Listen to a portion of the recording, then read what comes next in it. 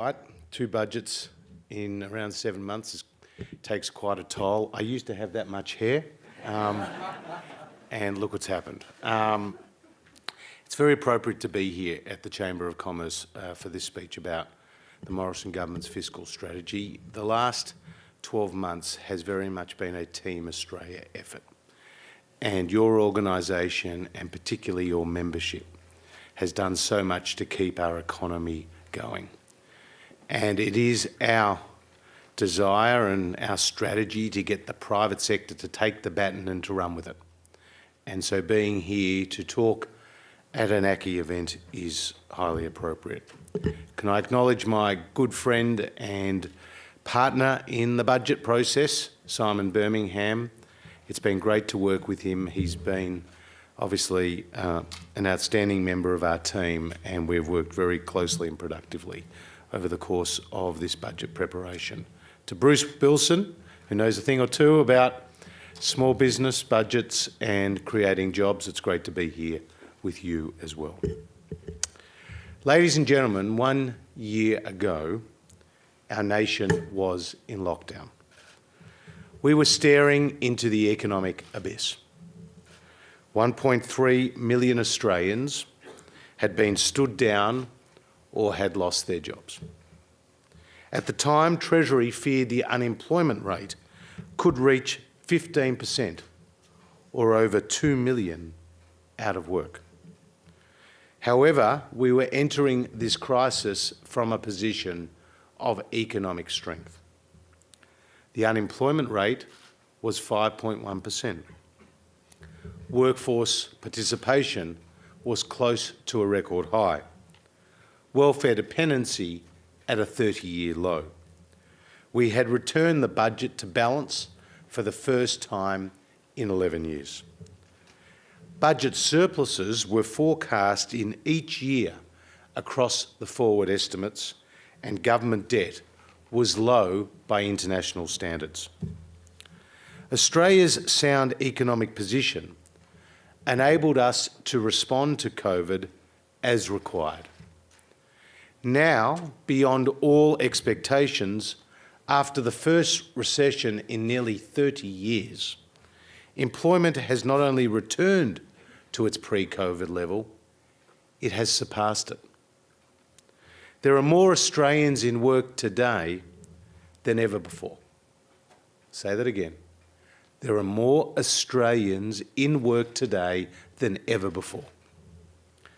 But we know that the job is not complete. We need to stick to the plan.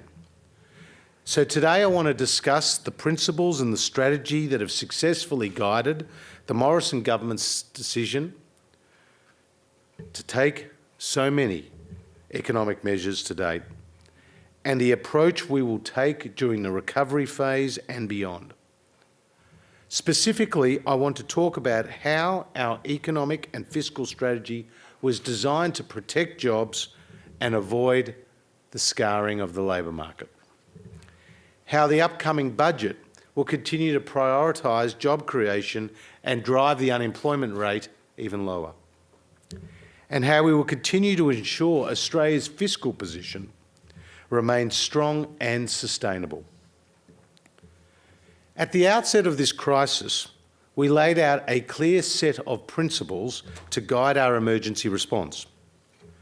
Our response would be temporary, it would be targeted, it would be proportionate to the shock, and it would use existing systems where it was appropriate to do so. And all our efforts would be focused on keeping as many Australians as possible in work. We were determined to avoid the high cost of prolonged unemployment from past recessions. In the 1980s recession, the unemployment rate rose from around 5% to over 10% and took 8 years to recover. In the 1990s recession, the story was the same, with unemployment rising from around 6% to over 11% and taking nearly 10 years to recover. In stark contrast, following this recession, we are on track for the unemployment rate to recover in around just 2 years. From the outset, we were determined to limit the damage to the labour market. This is why the government responded with an unprecedented level of support to protect vulnerable households, save Australian businesses and jobs. We have committed more than $250 billion in direct economic support, including JobKeeper, the single largest and most successful economic support program in Australia's history. The assistance was overwhelmingly temporary and front-loaded, with 3/4 of the support to be delivered in the first 2 years. This ensured the support was delivered when it was needed most and did not structurally weaken our budget position. Importantly, fiscal and monetary policy worked in tandem to support our economy. Just as the government stepped up to provide unprecedented levels of fiscal support, so too the Reserve Bank moved swiftly to ensure monetary policy was highly accommodative. As a direct result of our actions, Australia has experienced a smaller fall in economic activity than any major advanced economy. And we are the first major advanced economy to see both hours worked and employment return to pre-pandemic levels. Australia is now set to avoid what many feared would be another lost generation to long-term unemployment. In the October budget, as the economy was showing early signs of recovery, we published our fiscal and economic policy strategy that was revised. The strategy was set out in 2 phases. The initial phase of the strategy, the COVID-19 Economic Recovery Plan, continued our core focus on achieving a strong economic recovery, getting people back into work and avoiding the scarring of the labour market. The second phase focused more on securing our long-term fiscal sustainability by growing the economy in order to stabilise and then reduce gross and net debt as a share of GDP. When introducing the fiscal strategy last year, I said that the first phase would focus sharply on boosting business and consumer confidence and promoting jobs and growth throughout the economy. That the priority must be to secure a strong and sustained economic recovery and drive the unemployment rate down. And that the first phase would remain in place until the unemployment rate was comfortably below 6%. This guidance provided a marker on the road to recovery. It provided a clear signal to households and businesses that the government would not withdraw support prematurely in support of fiscal consolidation. With 8 out of 10 jobs in the private sector, transitioning to private sector-led growth and job creation was central to this strategy. Private sector growth is the essential ingredient in maintaining a strong economy and a sustainable position over the longer term. You can't have one without the other. Large-scale government support is no substitute for sustainable jobs in the private sector. The strategy also provided us with the flexibility we needed to keep responding to rapidly changing economic circumstances and the uncertainty that a pandemic brings. Throughout this crisis, the government has adapted and tailored its policies as the economic environment has required, be it the extension and tapering of JobKeeper, temporary regulatory relief, or targeted support packages for sectors and regions in need. This has been a critical feature of our response. Fiscal support to the Australian economy peaked at 3.7% of GDP in the September quarter last year, or around $70 billion.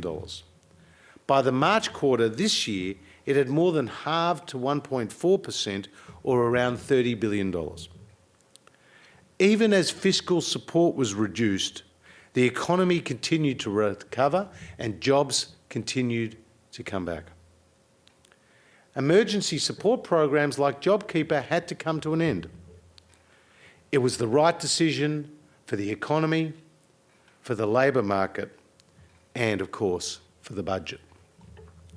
Despite many doomsday predictions as to what JobKeeper's end would mean for the economy, early data indicates the labour market has remained resilient and has continued to strengthen.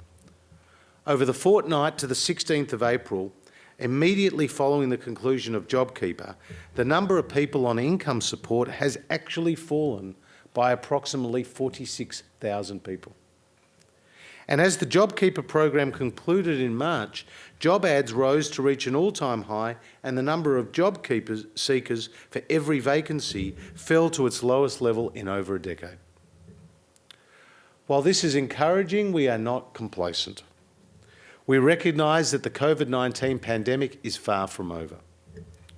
And we know that some businesses and sectors are still doing it tough, and that is why the Morrison government's economic support is continuing. I would now like to turn to the upcoming budget. This will be another pandemic budget being delivered in the midst of a once-in-a-100-year pandemic and just 7 months after the last budget. The budget will lay out the next phase of Australia's economic recovery plan to grow our economy so we can deliver the jobs and guarantee the essential services Australians rely on while also keeping Australians safe. We should all be encouraged that the economic recovery is on track and ahead of schedule. Unemployment in March has fallen to 5.6%, which is below the most optimistic Treasury forecasts and below the forecast of 7.5% in MyEFO for the March quarter. This represents around 200,000 more Australians in work than we were expecting just over 4 months ago. There is now strength across a range of indicators that suggest ongoing momentum in the broader Australian economy. Consumer confidence has risen to beyond its pre-pandemic level and now sits at an 11-year high. Business conditions are at the highest on record. Capital investment intentions for the next 12 months are at their strongest since 1994. Investment in machinery and equipment like vehicles and harvesters was up 8.1% in the most recent December quarter data, the largest quarterly increase in 7 years. All very positive signs. Nevertheless, we continue to face enormous uncertainty on both the health and the economic fronts. Around the world, more than 800,000 people are contracting COVID every day. Global deaths have reached over 3 million. We know that the virus is evolving and new strains are emerging. And while the vaccine rollout is progressing both here and abroad, it still remains at a relatively early stage. Many health systems, including in India, have been completely overwhelmed. So as long as the virus remains a threat, we face enhanced risks to the global and to the domestic economy. Despite the strength in our domestic economic recovery, the unemployment rate is not comfortably below 6%. Our international borders remain largely closed. Australia is experiencing the lowest population growth in a century. Interest rates are close to zero. These are unusual and uncertain times. For these reasons, we remain firmly in the first phase of our economic and fiscal strategy. We need to continue to work hard to drive the unemployment rate lower. And that is what the budget in just under 2 weeks' time will do. We will not move to the second phase of our fiscal strategy until we are confident that we have secured our economic recovery. We want to first drive the unemployment rate down to where it was prior to the pandemic and even lower. And then when we get there, to ensure it's sustained. The last time Australia had a sustained period of unemployment below 5% was between 2006 and 2008, just prior to the GFC. Before that, you need to go all the way back to the 1970s. There are a number of important reasons why our fiscal strategy remains focused on driving unemployment even lower. Against the backdrop of a highly uncertain global economic environment, it's prudent to continue to support the economy and then ensure our recovery is locked in. Moreover, monetary policy is heavily constrained. Unlike prior to the crisis, the Reserve Bank has reduced scope to lower interest rates to drive down unemployment and to drive up wages. This has placed more of the burden on fiscal policy. And estimates of the NAIRU, or the rate of employment below which inflation is expected to accelerate over time, has come down.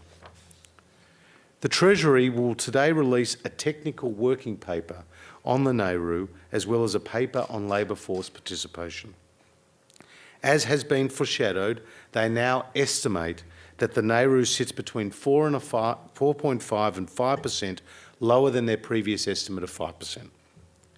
The lower estimate of the NAIRU means a lower unemployment rate will now be required to see inflation and wages accelerate. In effect, both the RBA and the Treasury best estimate is that the unemployment rate will now need to have a 4 in front of it to deliver this outcome. We want more people in jobs and we want people in better paying jobs. That is what our fiscal strategy is designed to achieve. Of course, in the long run, we know that the key to sustainably delivering higher real wages is through lifting productivity. That is why the government will continue to pursue a range of reforms and investments to boost productivity and set Australia up for the future. This includes measures to be outlined in this year's budget in the area of skills, infrastructure, tax, energy, the digital economy and deregulation, to name just a few. We are making the necessary investments to seize the opportunities that will set Australia up for the future, create jobs and lift wages over the long run. Finally, I would like now to turn to the important issue of fiscal sustainability. I want to be very clear. The Morrison government's core values have not changed. We remain committed to lower taxes, containing the size of government, budget discipline and guaranteeing the essential services. We have the track record to prove it. COVID-19 has had an unprecedented impact on our levels of government debt, as it has all around the world. But using the government's balance sheet to limit the economic cost and the longer-term scarring of the labour market stemming from this crisis was certainly a responsible and a prudent decision. It was the fiscally responsible course of action. A stronger economy means a stronger and more sustainable budget. As I've outlined previously, there are consequences that flow from the crisis that somewhat delay the fiscal recovery. In particular, corporate tax receipts generally take some time to rebound following a downturn, due to the ability of businesses to deduct their losses. In contrast, much of the regular spending in the budget is less sensitive to movements in the economy and operates more like a fixed cost. Nevertheless, through the operation of the automatic stabilisers, a larger economy still generates relatively more tax receipts and requires less government expenditure on welfare payments. Let me give you one stylised example. As I said earlier, in March there were around 200,000 more Australians that were in work than we had expected as recently as MyEFO in December. 200,000 more Australians in work and off job seeker equates to about $3 billion less being paid out in direct income supports each year. It also generates, on average, over $2 billion in additional tax receipts each year. This is around a $5 billion turnaround to the budget. And these are just the direct effects. The indirect effects of a stronger economy and more people in work go well beyond this. Because of our policy interventions, Treasury has previously estimated that the economy will be 4.5% larger in 2021 and 5% larger in 21-22 than if we had not intervened. At that time, real GDP was not expected to regain its pre-pandemic level until the December quarter this year. All indications are that we have pushed through that milestone 9 months earlier. This stronger than expected economic recovery means that our fiscal outlook in the 21-22 budget will be driven off a higher economic base than expected at last year's budget.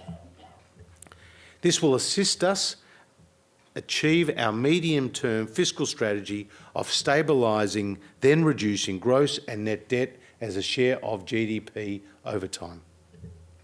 This again reinforces the point that the best way to repair the budget is to repair the economy. This is further helped by our low interest rate environment, keeping our debt servicing costs low. Despite a substantial increase in gross debt, the MyEFO showed that the cost of servicing that debt is actually lower today than it was in 2018-19 as a result of these historically low interest rates. The government has also extended government borrowing to the longer end of the yield curve by issuing new lines of debt at 20-year and 30-year maturities. An increasing share of our total borrowing is now at longer-term maturities, making our debt repayments less sensitive to movements in the yields. Treasury's projections are that nominal economic growth will exceed the nominal interest rate for at least the next decade. That is, economic growth will more than cover the servicing of our debt interest payments. As a result, by growing our economy, we can maintain a steady and declining ratio of debt to GDP over the medium term as we continue to move towards balancing the budget. Looking further ahead, our challenge once we recover from this crisis is to again rebuild our fiscal buffers. We have done it before and we will do it again. But it won't be by undertaking any sharp pivots towards austerity. For fiscal consolidation to be sustainable, it should rely on gradual changes that are made over time and that provide the foundation for a growing, thriving economy. When we do transition to the second phase of the strategy, we will act in accordance with the principles that we have laid out, namely to focus on growing the economy in order to stabilise and reduce debt, to target a budget balance on average over the course of the economic cycle that is consistent with that debt objective. We will do this by controlling expenditure growth while maintaining the efficiency and the quality of government spending and guaranteeing the delivery of essential services. Supporting revenue growth through policies that drive growth while maintaining a tax to GDP ratio at or below 23.9%. Using the government's balance sheet to support productivity-enhancing investments and by pursuing ongoing structural reforms that boost economic growth. Our economic and fiscal strategy provides the flexibility to respond to changing economic conditions while ensuring we remain focused on long-term fiscal sustainability. In conclusion, every Australian can be immensely proud of our nation's performance in response to COVID and that the part they have played. We have successfully suppressed the virus and our economy is recovering strongly. This is not the result of luck. Australians make their own luck. It has truly been a Team Australia moment, which has seen government, industry and the public work closely and effectively together.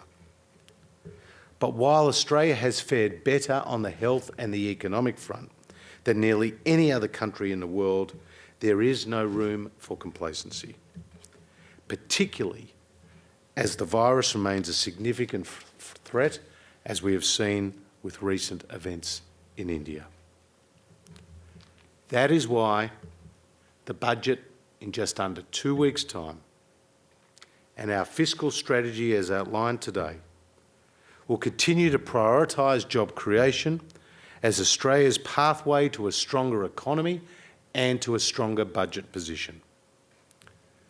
Ladies and gentlemen, our economic recovery plan is working, but the job is not done. Thank you very much.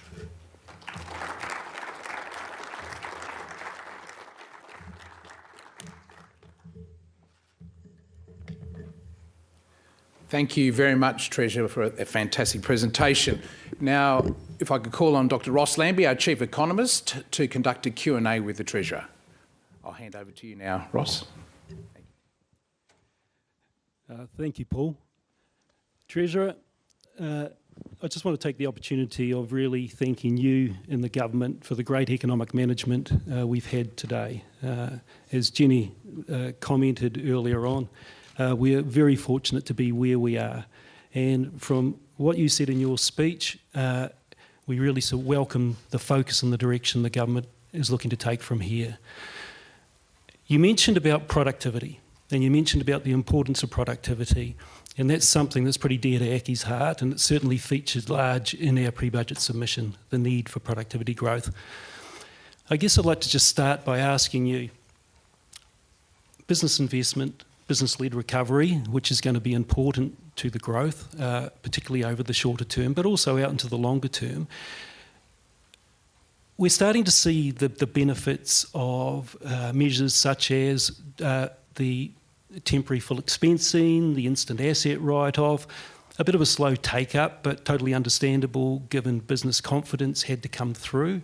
And as you rightly point out, business conditions are looking very, very favourable. What is the role for these sort of measures longer term in terms of supporting the economic growth that we're going to need? Well, as you know, in the budget, we had announced last year the immediate expensing provision for businesses with a turnover of less than $5 billion. And that was seen to cover around $200 billion of investment. And the idea is that that doesn't really hurt the budget structurally or in the sort of medium term. It's a bring forward of spending by business. And so we get the double benefit. You get a more productive economy from that investment, but you also get the job creation that comes with it.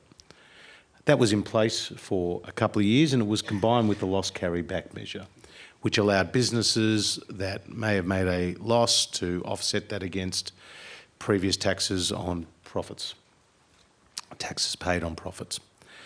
Those measures seem to be working. I referenced the CapEx expectations of business being high, but also the December quarter of an increase of about 8% in business investment. So those measures seem to be doing what we intended it to do. And of course, we always look for new opportunities to drive further business investment. I think what business is looking for is some certainty and stability, because we know that there's $240 billion that's been accumulated on both household and business balance sheets that was not there this time last year.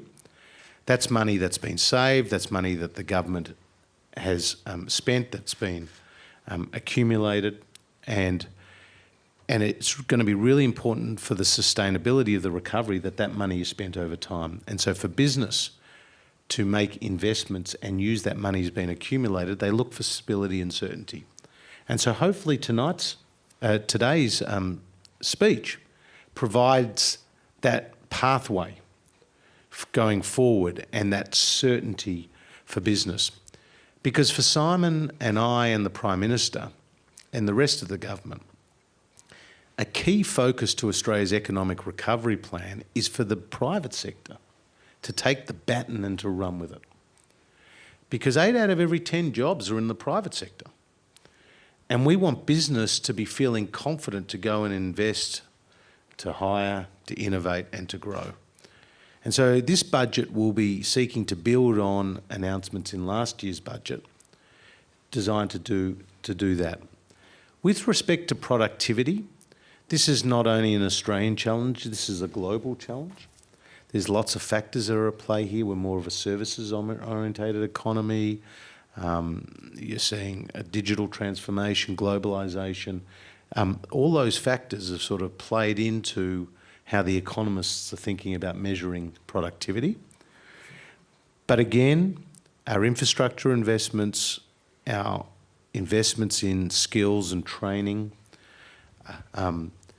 and what we're doing around the digital economy are all going to be designed to boost that productivity growth.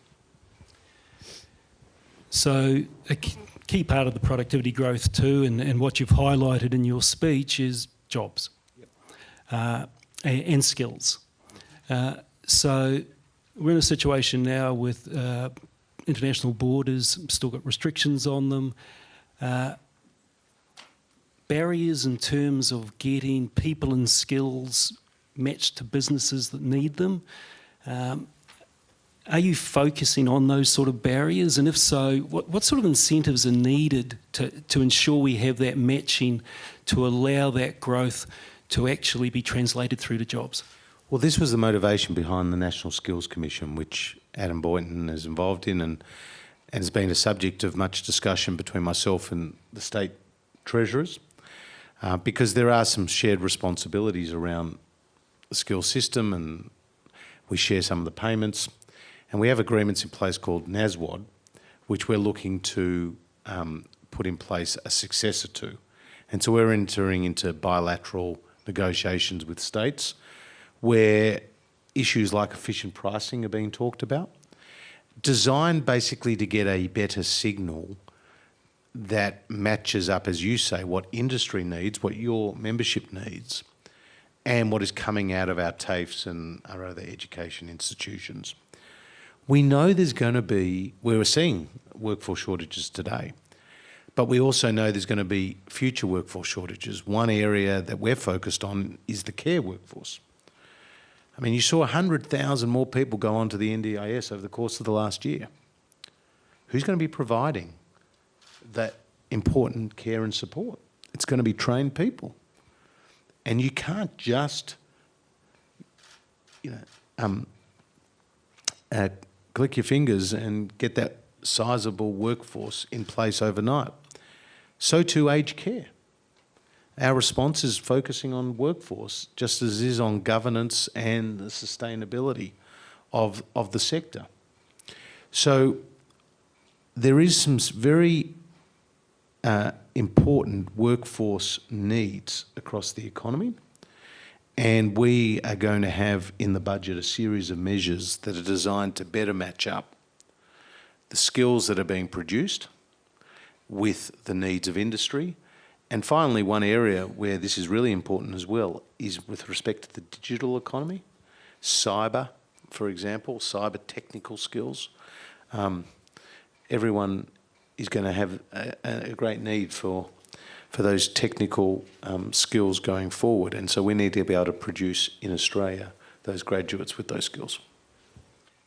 Yes, and I think just on that, it is about acceleration in a lot of areas of the economy that we can capture, but ensuring that all the factors come together to truly allow us to capture that. So talking sort of in relation to skills and talent and the like, we know the government is wanting to attract the world's best talent to Australia. And let's be honest, if there is one place you'd like to live in the world at the moment that we all have known for quite some time, it is Australia. So how do we attract the world's best talent here, but also attract them and get the jobs that flow from that talent? So the Prime Minister has appointed Peter Verver from the property, who's previously been with the Property Council, to do a lot of work, and we'll have some initiatives in the budget which speak to this very issue. There is a great opportunity for Australia to attract the best and the brightest. Now, it also means, in some cases, attracting their businesses, not just their entrepreneurship, and bringing them to Australia. And so we are very conscious of that and setting Australia up to bring those people to Australia. I've got a friend who employs more than a few hundred people in Silicon Valley, and he asked the other day his staff who would love to come and live and work in Australia. Over half put their hand up. The other half would have if they went home and asked their partners. And so when you look on the television as to what is happening in other countries, even in some of our close friends' countries, people look here to Australia. There's a level of stability and calm and also lifestyle that is the envy of the world. Yes, and that probably highlights the fact that there is a lot of opportunity in front of us. And I guess with respect to the opportunity side though, you know, and not taking anything away from the fantastic recovery we're experiencing, there's no doubt there are still some sectors that are doing it pretty hard, and you know, we know those that have a strong connection to international tourism, those that rely on CBD provision of services, but also international students.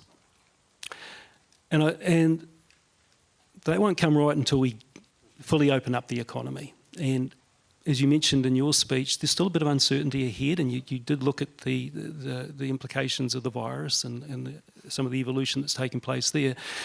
So with respect to those businesses, there's one thing about getting labour to move across the economy, but what is the sort of support post-JobKeeper that we can provide some of those businesses with, given the fact they're going to be needed when we do open up? Sure. Well, you're right about some of those sectors, and that's why we moved from economy-wide support like JobKeeper, which we always said was an emergency temporary payment. We tapered it down, we brought in a second tier, and we ended it as we said we would after 12 months. Others were saying the sky was going to fall in and that it needed to be continued at a cost of more than $2 billion a month, and we said no, we held firm. And that firmness has been not only good for the budget and for the economy, it's also good for the labour market, because it means a more efficient movement of workers to more productive roles across the economy. We've moved to some targeted support measures.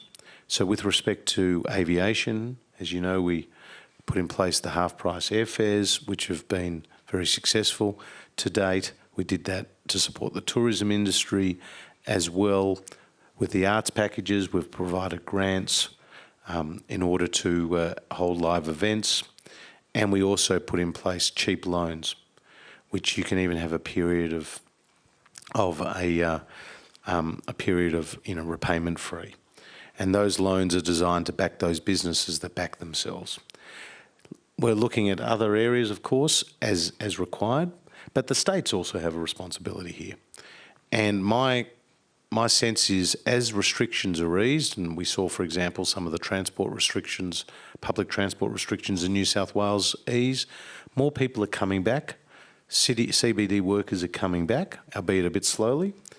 But I think this also raises a very important issue, Ross, which is what does the economy look like on the other side of COVID? And I actually think it will look a bit different. I think there will be some structural changes. I think more people will live in the regions. I think more people will shop online. I think less people will travel for one meeting when they can do a Zoom. And then I also think more people will work from home. And McKinsey did some analysis that said maybe a quarter of the workforce could be ended up working, maybe 2, maybe even 3 days a week from home. Now, some of the big advisory businesses are already encouraging their workers to do that. Others, less so. I just think this will become a more durable feature of the post-pandemic world, where there's a bit more flexibility around work. I was talking to Phil Lowe about this just yesterday as the governor, and he's seeing that dynamic as well. So I think there's great opportunities for Australia on the other side, but that's why the budget is our economic plan, because it's focusing on how do we capitalise on those opportunities that we're seeing across the economy. And you raised the issue about working from home, and there's some broad implications across the economy from this move to working from home. Is it something that the government is seen as a policy priority in terms of some of those broader implications that might flow from here?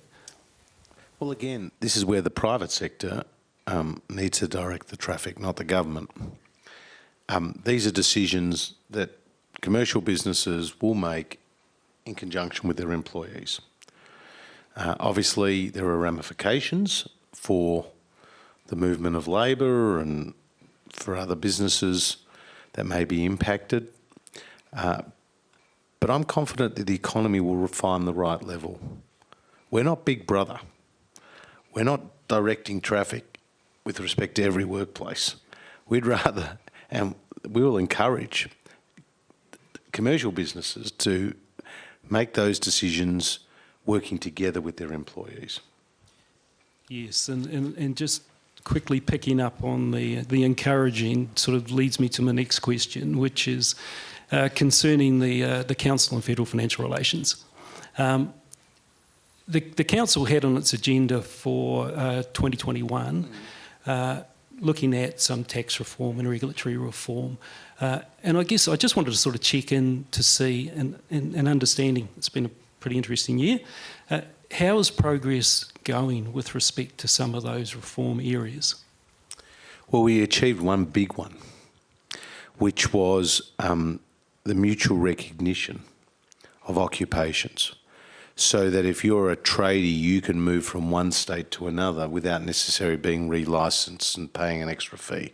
This has been something that's been on people's agenda for a decade, and we achieved it. And it was a really good partnership with the states.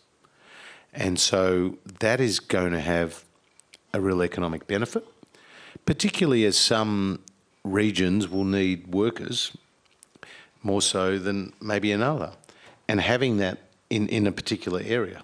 So having that flexibility for labour is a net positive, I think, for the economy. We also did some good work around harmonisation, charities regulation and the like. There's been some good work around deregulation together. Some of the tax challenges are a bit more challenging. Obviously, GST is always a discussion, but also, some of those indirect taxes that they put in place. But all power to them if, New South Wales is progressing its stamp duty land tax reform.